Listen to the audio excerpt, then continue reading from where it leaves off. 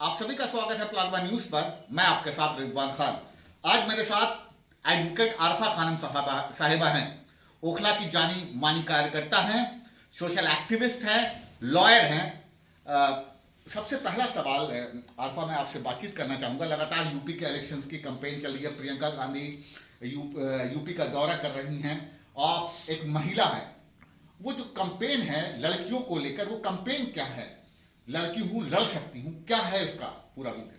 देखिए, जो हमारी नेता प्रियंका गांधी जी ने जो नारा दिया, लड़की हूं लड़ सकती हूं, तो ये नारा देश भर में गूंज रहा है। और आज महिलाएं अपने आप को इतना सशक्त महसूस कर रही हैं, क्योंकि जिस तरीके से महिलाओं को कुछ समझा नहीं जाता था, आधी आबादी है लेकिन उसके बाद भी उनकी कोई भागीदारी नहीं थी। तो अब प्रियंका गांधी के इस नारे के बाद हर महिला अपने घर से निकल रही है और ये कह रही है कि मैं लड़की हूँ, लड़ सकती हूँ।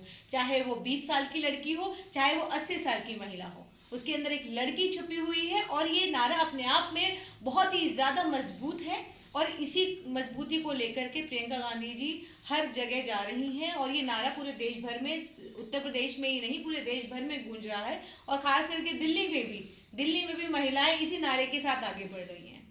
आरफा ने बिल्कुल सही कहा। लगातार मैं 10 साल से आरफा को देख रहा हूं, लड़की हूं लड़ सकती हूं।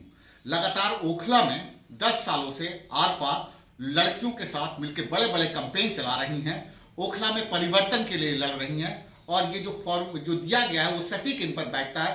आरफा, आपने इस ओखला में कई सालों से काम चीजें की हैं महिलाओं को लेकर, तो क्या दिखता है इस ओखला इलाके में महिलाओं को लेकर? क्योंकि जमीनी स्तर से आपने काम किया, आपकी पूरी टीम है, जमाने से आपको कई लोगों ने अवार्ड से भी नवाजा। क्या दिखता है, क्या कमी दिखती है इस ओखला में आपको?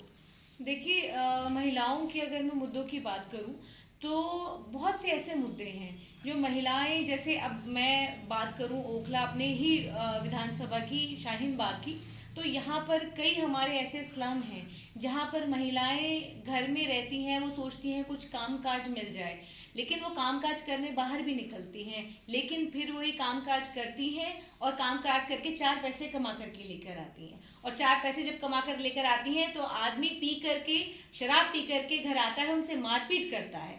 और मारपीट करने के बाद उससे वो जो पैसा उसने कमाया होता है मेहनत मजदूरी करके, तो वो पैसा उसे छीनकर अपनी शराब पर जो है वो खर्चता है। तो ऐसे में मैं देखती हूँ ज्यादातर नशा बहुत ज्यादा इलाके में बढ़ रहा है। आप कहीं पर भी देख लीजिए, हर नुक्कड़ पे, हर गली में या पार्क में, हर जगह लोग 4-5 लड़के बैठे होते हैं और वो नशा कर रहे होते हैं। इस कदर नशा बढ़ गया है। पहला तो ये। दूसरा ये कि यहाँ पर बहुत सारी ऐसी महिलाएं हैं जो कुछ करना चाहती हैं, बहुत सारी ऐसी अपॉर्चुनिटी ढूंढती हैं कि उनको कुछ ऐसी अपॉर्चुनिटी मिले, यहाँ पर कुछ इस तरीके की ट्रेनिंग क्लासेस हों। लेकिन बहुत सी ऐसी योजनाएं हैं लेकिन वो अवेयर नहीं है। यहाँ पर अवेयरनेस की भी बहुत बड़ी कमी है।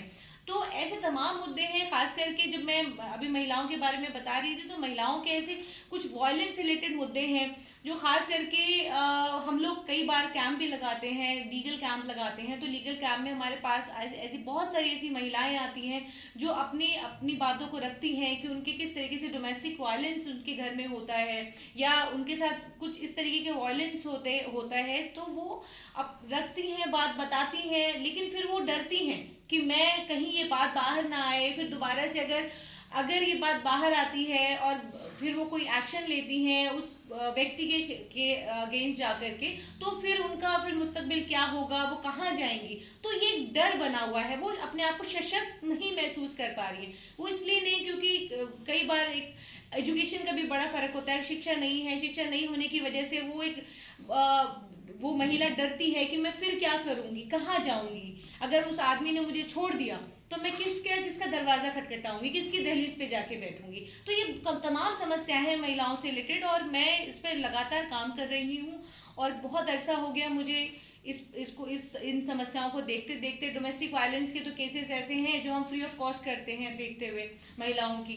तो ये सारे मुद्दे हैं महिलाओं से रिलेटेड जो उस पर हम लोग काम कर रहे हैं। बिल्कुल। आरफा जब सड़क पर होती है तो खबरें बनती हैं। लगातार अलशिफा के पास कूड़े को लेकर ओखला में आरफा ने हमेशा आवाजें उठाई। लगातार हम देखते हैं जब आप लाइव करती है तो उसका असर दिखता है। ये आखिर क्या वजह आपको लगती है कि वो अभी तक चीजें क्लियरेंस नहीं हो पा रही हैं? लगातार अलशिफा के पास कूड़े का आज भी अंबार मैं देखता हूँ कि जब लाइव चलता है तो फिर सफाई शुरू हो जाती है।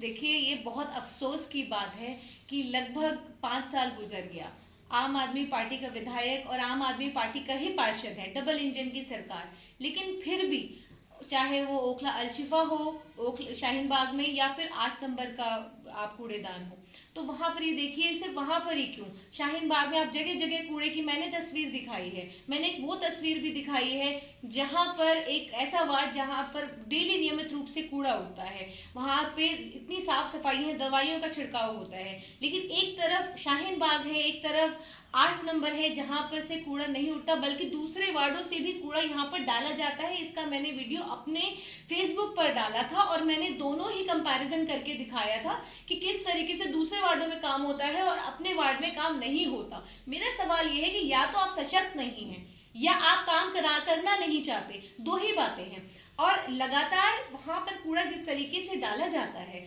वहां पर कूड़ा वो बाहर की तरफ पूरा आधी सड़क पे अगर गाड़ी आती है, अगर उठाने के लिए भी आती है, तो वो पूरा आधा कूड़ा वहां पर बाहर वो उठाती है, वो आधा कूड़ा सड़क पे पड़ा रहता है, वो जब डालते हैं तब भी यही हाल रहता है। तो उसकी वजह से लगातार एक्सीडेंट हो रहे हैं, लोगों को इतनी परेशानियां हैं वहां पर, लेकिन ना तो वहां से कूड़ा नियमित रूप से उठता है, ना ही वहां ऐसा कुछ है, क्योंकि उन्होंने जो यहाँ के पार्षद है उन्होंने वायदा किया था चुनाव से पहले, क्योंकि जब चुनाव आते हैं तो बहुत से वायदे किए जाते हैं, तो उन्होंने वादा किया था कि वहां पे कूड़ादान बनेगा।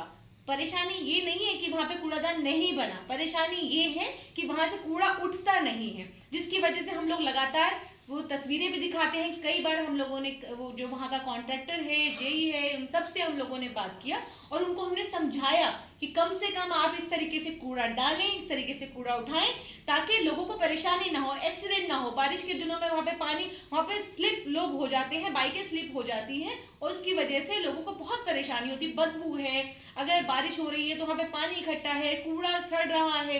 कोरोना महामारी से हम लोग अभी निकले थे और फिर दोबारा से देखिए वहां पे हर दिन वहां पे कूड़े का अंबार रहता है।